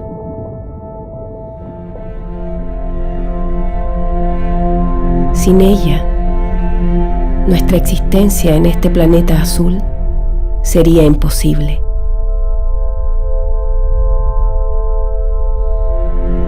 Miles de millones se invierten en el mundo cada año buscando agua en otros rincones de la galaxia.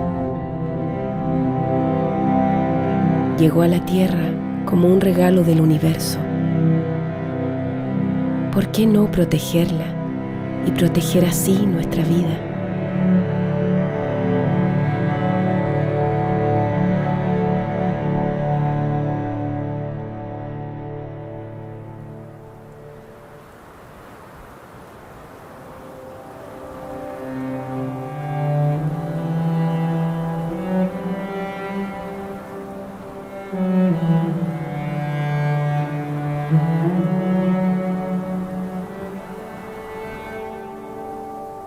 El sistema hídrico es un sistema complejo y el ciclo del agua es un sistema complejo.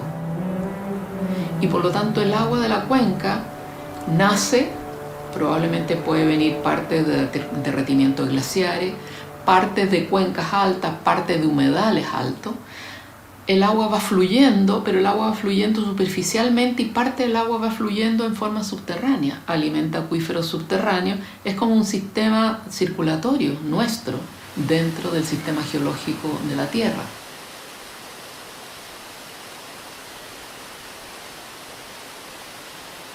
La prioridad del agua está súper mal definida en Chile. Una empresa extranjera puede venir y decir vamos a necesitar el 90% del agua de este río y lo pueden hacer. Y no queda para un uso racional o un uso sensato de la naturaleza en que el hombre pueda vivir armónicamente. Son impactos demasiado drásticos, en tiempos demasiado cortos. Entonces eso genera impacto irreversible.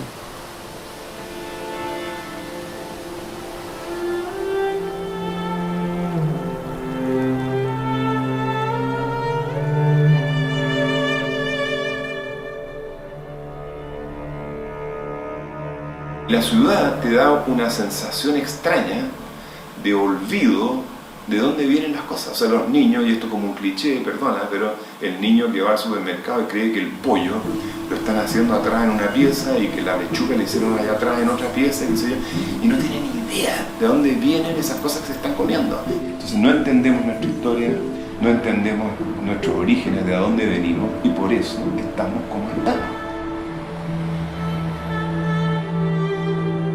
Cuando se produce una crisis tan grande, que no es solo económica, que no es solo ecológica, que es también psicológica y espiritual, que compromete el interior del ser humano.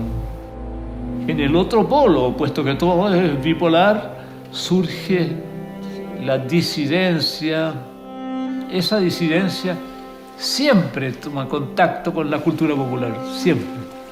Y con las culturas indígenas. ¿Por qué? Porque ellos conservan todavía esta vinculación con el orden natural.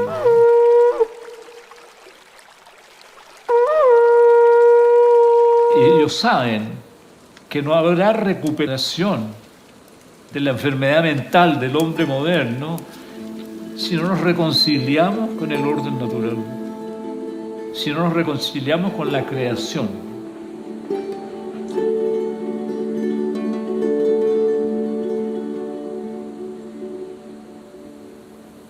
Toda nuestra vida, todo nuestro sistema, todos nuestros bosques, todos nuestros animales dependen del agua. Si no hay agua, no existimos como humanidad. Si no hay agua, no existimos como cultura. Nuestros abuelos se guiaban por la señal astronómica, el sol, la luna, las estrellas también. Cuando el sol salía en cierta época del año, ya sabían ellos que esa época comenzaba el tiempo de las cosechas, o el tiempo de sembrar, el tiempo de limpiar los canales. Y eso fue por miles de años que se practicó el respeto al agua. Si no hubiese existido el agua o no hubiese estado el agua en estos lugares, no hubiésemos existido como cultura.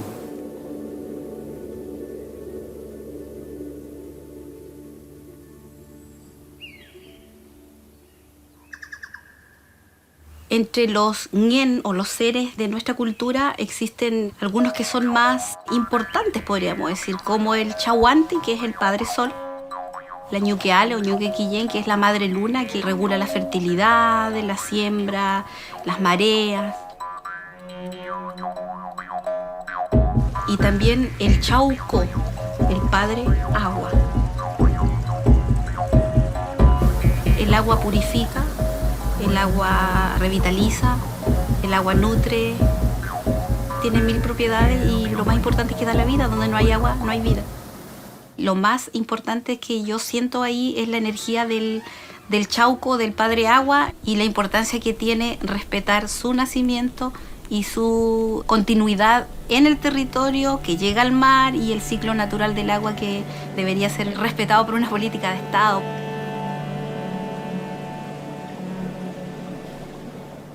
Tú, si alteras este ciclo en una cuenca, si alteras este ciclo a nivel global por deforestación, por falta de evaporación, de humedad, de los árboles, etcétera, etcétera, tú lo que vas a tener es degradación completa del sistema hídrico. En la evolución de la vida en el planeta siempre se han respetado ciertas leyes. Todos los organismos son respetuosos de ciertas leyes, menos el ser humano.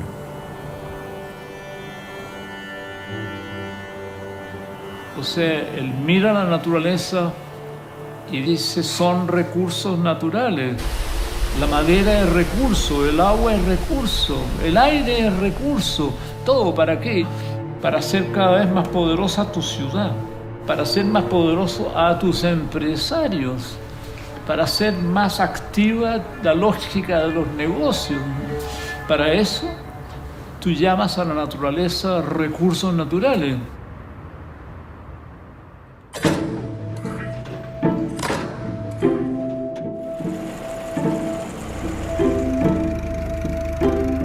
El crecimiento económico hoy día se ve como aquella palanca que puede traerle el bienestar a la población. Pero el crecimiento económico además nos está trayendo pasivos ambientales que se van acumulando y que van a terminar poniendo en riesgo al propio ser humano.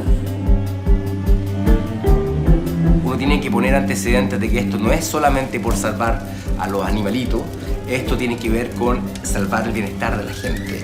Entonces, por tanto, yo creo que es necesario el crecimiento, pero el crecimiento infinito no es posible en un planeta que es finito, y por tanto la transición ecológica no puede ser hecha con la misma mentalidad que creó los problemas que hoy día queremos enfrentar. El planeta no tiene los recursos que necesita un desarrollo del 3,5% o el 4% anual mantenido por 50 años. Por lo tanto, la pregunta es, ¿por qué no están haciendo estos cálculos? ¿Por qué están llevando a la humanidad al precipicio?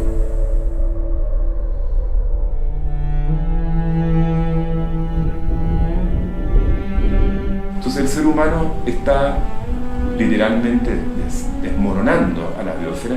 O sea, por un lado, exhalamos cantidades increíbles de dióxido de carbono y después destruimos los bosques y el fitoplancton que podrían absorberlo. Pareciera que estamos en un suicidio, estamos tratando de suicidarnos. desmoronando nuestro propio ser. Este es nuestro propio ser. La biosfera es nuestro propio ser macroscópico y estamos nosotros mismos derrumbando. El ejemplo principal hoy día en el mundo es el cambio climático. Genera niveles de cambios meteorológicos que son brutales, como lluvias torrenciales, huracanes, tsunamis, etcétera, etcétera, y que va asociada a menos agua, y todos sabemos qué es lo que pasa en una sociedad con menos agua. Sin agua no hay posibilidad de vivir. Estamos en una situación de estrés de nuestras napas freáticas que es generalizada entre Atacama y Chiloé, donde se extrae más agua de la recarga. ¿Y cuál es la solución que le damos? Es que cada vez que hay una crisis hídrica se profundizan pozos. O sea, agrandamos el problema. Y por tanto yo creo que la salida de todas las crisis, la crisis socioambiental del país, que también explota la crisis social y el estallido social, y hacia la crisis hídrica, es necesario tener ese diálogo. Porque cuando uno habla de que es necesario ahorrar agua en la casa, me aparecen en Twitter, esto no es sequía, es saqueo. Y la verdad es que es un poquito de saqueo, es un poquito de sequía, y también tiene que ver con las decisiones que nosotros tomamos. Porque tenemos huellas de agua que son importantes, la que ocupamos en la casa, lo que comemos y lo que compramos. Y por tanto la minería no hace productos para robots, son celulares, son computadores, son automóviles. La agricultura no hace comida para otros, son las cosas que nosotros comemos. Cada uno de estos sistemas se puede optimizar y tener menos impactos ambientales, pero tenemos que entender que la única base de esto es que nosotros tenemos que impulsar este cambio hacia una transición ecológica inclusiva, sustentable y resiliente.